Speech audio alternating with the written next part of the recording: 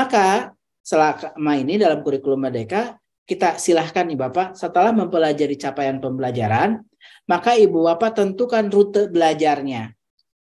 Dengan menyusun dulu tujuan-tujuan belajar, baru tentukan rute belajarnya. Jadi tahapan yang pertama kali diajarkan apa, lalu kedua apa, ketiga apa. Jadi setelah memahami pembelajaran, tentukan tujuan-tujuan belajar, lalu diurutkan. Oh sekarang belajarnya apa, kedua apa, ketiga apa, keempat apa, kelima apa. Jadi petakan, kelas 1 di SMP sampai kelas 1 materi belajarnya sampai sini. Kelas 2 materi belajarnya sampai sini, kelas 3 sampai sana. Nah, ini Bapak dalam perencanaan pembelajaran, ini setelah capaian pembelajaran ditentukan rute belajarnya.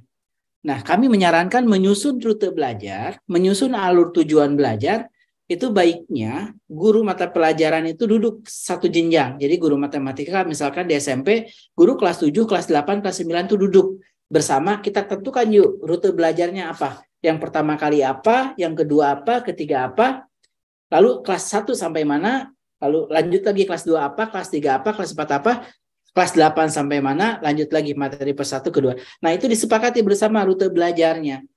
Sehingga ya Bapak, kalau ini dilakukan ya mungkin antar sekolah bisa jadi berbeda-beda. Karena bisa jadi titik awal kemampuan anaknya berbeda-beda, strategi gurunya pun bisa jadi berbeda-beda. Nah itu kita percayakan kepada guru. Rute belajarnya, urutan belajarnya. Yang pertama apa, kedua apa, ketiga apa. Inilah yang kemudian kita berikan nama alur tujuan belajar. Jadi ini disusunnya bersama-sama, ya semua guru, lalu tentukan petanya. Dan ini pun sebenarnya kan komponennya hanya menentukan, mengurutkan tujuan belajar. Dari segi administrasi, Ibu Bapak, kalau Ibu Bapak sudah membuat rute belajar ini, Ibu Bapak tidak perlu lagi membuat silabus. Kalau dari segi administrasi ya, jadi sudah cukup membuat rute belajar. Jadi cukup mungkin 1 halaman atau 2 halaman disepakati bersama. Jadi di sini sebenarnya tidak ingin, kami justru ingin mengurangi beban-beban administrasi.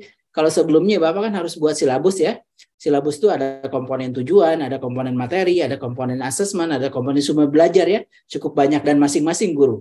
Kalau sekarang menyusunnya bersama-sama, yang dituangkannya pun Ibu Bapak silahkan disepakati bersama-sama, tinggal mengurutkan tujuan aja.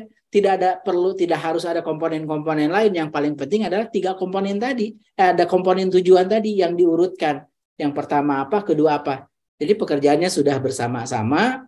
Udah itu komponennya minimal, hanya memetakan tujuannya aja. Dan ketiga, kalau memang belum mampu, Ibu Bapak sudah tidak usah buat, tinggal duduk bareng-bareng. Kalau misalkan bingung bareng-bareng, download aja bareng-bareng, pakai bareng-bareng gitu. Nggak usah ngerjain juga silahkan. Jadi kalau memang masih kesulitan, kita sudah siapkan contoh-contoh, tinggal download, pakai aja langsung. Jadi duduk bareng-bareng, langsung download bareng-bareng, pakai bareng-bareng. Karena kami ingin menunjukkan fokusnya jangan sibukin administrasi Ibu Bapak dalam pembelajaran itu. Sibukannya bagaimana mikirin, meningkatkan kualitas anaknya. Administrasinya kalau memang belum bisa bikin, ya udah tinggal download aja, pakai langsung. Udah itu disusun bareng-bareng gitu ya. Jadi ini, justru kami ingin mengurangi pekerjaan beban administrasi ini. Nah, dengan memberikan ini ya, menentukan silahkan nih Bapak susun. Jadi kalau yang kesulitan, kebingungan, kita sudah siapkan contoh. Tapi prinsipnya adalah kita ingin memberikan dulu kewenangan kepada guru, menentukan rute belajar. Jadi setelah ada capaian yang kita tetapkan, Ibu Bapak tentukan rute belajarnya. Nah ini Ibu Bapak tidak perlu buat silabus. Jadi Ibu Bapak sudah cukup ini sebagai perencanaan tahunannya, perencanaan jangka panjangnya. Setelah disusun oleh Ibu Bapak tadi perencanaan tahunan dalam bentuk alur tujuan belajar, rute belajarnya yang bisa jadi dibikin bareng-bareng ya, atau tinggal gunakan aja contoh. Jadi kalau yang masih kami belum bisa, kami belum sanggup, ya udah tinggal download, gunakan contoh yang ada, tinggal pakai bagi yang masih kesulitan. Tapi yang sudah kreatif silahkan duduk bareng-bareng ya, semua jenjang, tentukan rute belajarnya. Ini untuk perencanaan. Semestinya dari segi administrasi pun ini harusnya lebih sederhana. Kalau sebelumnya bisa puluhan halaman ya silabus, kalau sekarang mungkin cukup 1 atau 2 halaman rute belajar ini dalam bentuk alur tujuan belajar itu mungkin 1 atau 2, 3 halaman. Udah disusun bareng-bareng, dari segi administrasinya pun lebih sederhana semestinya. Nah, setelah disusun rute belajar, Ibu Bapak tentukan perencanaan pembelajaran. Nah, kami pun tuangkan perencanaan pembelajaran itu, Ibu Bapak, prinsipnya dalam perencanaan pembelajaran itu minimal ada 3 komponen.